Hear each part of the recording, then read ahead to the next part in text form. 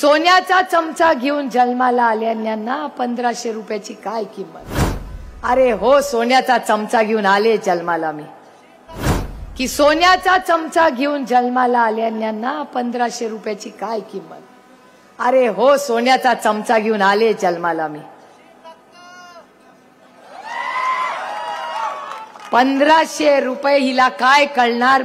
सोन्याचा चमचा घेऊन जन्माला आले। हो सुप्रिया सुळे सोन्याचा चमचा घेऊन जन्माला आली, पण एक तुम्हाला सांगते की ह्या सोन्याच्या बांगड्या घालते ना, या 6 सोन्याच्या बांगड्या आहेत। ह्या सोन्याच्या बांगड्या शारदाबाई पवाराच्या आहेत। माझी आजी जोपर्यंत बाई जिवंत होत्या त्यांच्या हातात ह्या सोन्याच्या बांगड्या होत्या। त्या गेल्यानंतर 6 ह्या बांगड्या माझ्या आईला दिल्या।